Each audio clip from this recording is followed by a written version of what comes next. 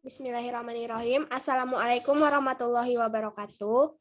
Baiklah, kami dari kelompok 2 yang beranggotakan saya sendiri, Adinda Putri Dwifani, dan rekan saya yaitu Rahmiwati. Di sini kami akan mempresentasikan hasil diskusi kami mengenai roadmap pendidikan masyarakat serta akses pendidikan masyarakat 3T.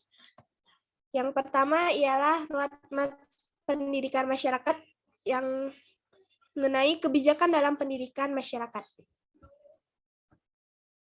Pendidikan di Indonesia merupakan permasalahan yang serius. Hal ini dikarenakan banyaknya daerah-daerah dan pulau-pulau yang kurang terpantau oleh pemerintah kita, sehingga terjadi ketidakseimbangan dari pendidikan yang berada di kota dan daerah yang kurang terpantau atau lebih sering dikatakan sebagai daerah tertinggal. Penempatan daerah tertinggal dilakukan berdasarkan usulan menteri dengan melibatkan kementerian atau lembaga terkait dan pemerintah daerah.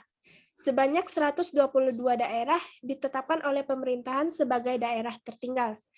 Penetapan ini terdapat dalam Peraturan Presiden Nomor 131 Tahun 2015 tentang penetapan daerah tertinggal tahun 2015 sampai 2019.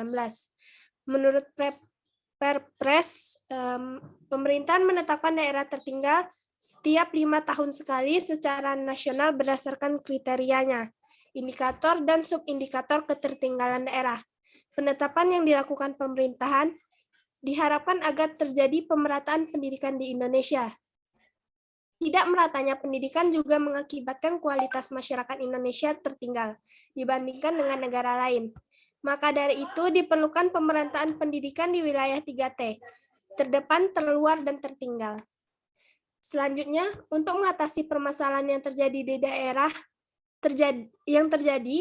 karena tidak meratanya pendidikan di Indonesia, maka perlu adanya perhatian khusus dan perbaikan pendidikan di daerah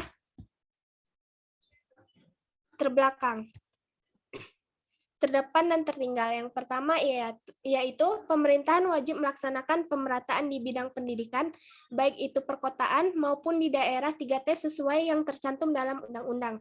Yang kedua, pendidikan tidak harus dibangun dengan biaya yang mahal, tetapi sekolah bisa membuat badan amal usaha yang menjadi biaya operasional pendidikan, lebih-lebih tanpa melibatkan pembiayaan kepada siswa. Yang ketiga, pemerintah hendaknya mempunyai komitmen untuk mendistribusikan bantuan, seperti imbalan swadaya, blok grant, dan lain-lain, kepada sekolah sesuai dengan kwitansi yang dicairkan, dan jangan sampai bantuan yang diberikan oleh pemerintah terhenti di tingkat birokrasi. Yang keempat, pemerintah memberikan reward yang menarik agar memotivasi para guru yang profesional untuk dapat mengajar di daerah-daerah terpencil. Dan yang terakhir yaitu sebaiknya mahasiswa yang belajar di Fakultas Pendidikan yang nantinya akan menjadi seorang guru, kelaknya bersedia ditempatkan di daerah-daerah terpencil guna meningkatkan pendidikan di sana. Yang selanjutnya, 2 peran pendidikan masyarakat di wilayah 3T. Yang pertama, membantu daerah 3T untuk meningkatkan kualitas pendidikan. Yang kedua, melaksanakan kegiatan pengabdian di masyarakat agar terciptanya sikap profesional dalam memecahkan masalah pendidikan di daerah 3T. Yang ketiga, menumbuhkan rasa cinta tanah air, bela negara, peduli empati, dan bertanggung jawab terhadap kemajuan bangsa di bidang pendidikan. Yang keempat, menciptakan life skill dan soft skill di daerah 3T. Yang kelima, meningkatkan kecintaan terhadap profesional guru yang bertugas di daerah 3T, dan yang terakhir, mempersiapkan calon pendidik yang profesional. Selanjutnya akan disampaikan oleh rekan saya, yaitu Rahmiwati. Rahmiwati. Baik, kita lanjut ke pembahasan selanjutnya, yaitu akses pendidikan masyarakat 3T. Perluasan dan pemerataan akses pendidikan wilayah 3T. Proses meningkatnya pemerataan akses pendidikan dapat dilakukan melalui beberapa cara seperti peningkatan daya tampung instansi pendidikan, peningkatan pemerataan pendidikan melalui peningkatan efektivitas, dan dapat juga dengan penyediaan beasiswa khusus untuk masyarakat miskin dan penyelenggaraan pendidikan jarak jauh yang berkualitas, dan penyediaan biaya operasional untuk meningkatkan efektivitas penyelenggaraan pendidikan. Menurut Hakim Kewajiban Negara, dalam hal ini kewajiban pemerintah daerah untuk melaksanakan wajib belajar diperlukan hal-hal sebagai berikut, yaitu tersedianya sarana dan prasarana seperti gedung sekolah dan tempat pelaksanaan wajib belajar lainnya. Kemudian keterjangkauan atau aksesibilitas sarana pelaksanaan wajib belajar, penerimaan acceptability, yaitu diterima kesesuaian adaptability, yaitu kesesuaian lembaga-lembaga pendidikan dengan kebutuhan lingkungan. Dalam konteks lain, pemerataan akses pendidikan khususnya bagi anak-anak yang memerlukan perhatian khusus bukan sepenuhnya belum mendapatkan layanan pendidikan dengan baik. Anak-anak yang tergolong dalam kelompok ini adalah mereka yang mempunyai kelainan fisik, emosional, mental, sosial, dan atau memiliki potensi kecerdasan dan bakat istimewa.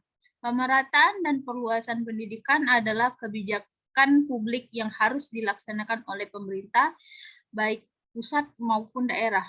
Itulah sebabnya pemerintah pusat atau daerah menjamin terselenggaranya wajib belajar. Kemudian kita masuk kepada kesimpulan dan saran.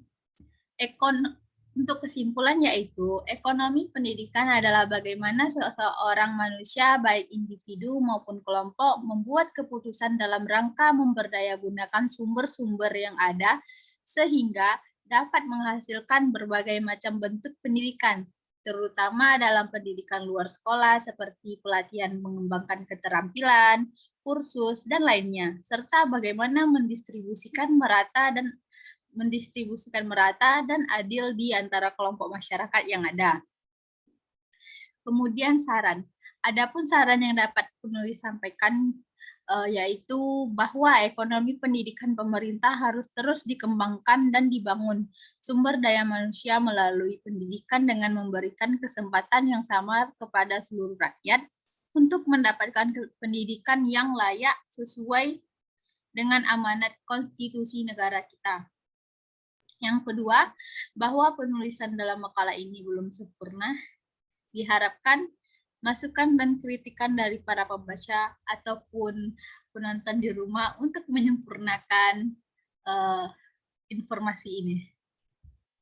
Sekian dari baiklah. Baiklah, sekian dari kami presentasi dari kelompok 2. Maaf apabila ada kekurangan dan kesalahannya. Saya akhiri, wabillahi taufik walhidayah. Wassalamualaikum warahmatullahi wabarakatuh. Waalaikumsalam warahmatullahi wabarakatuh.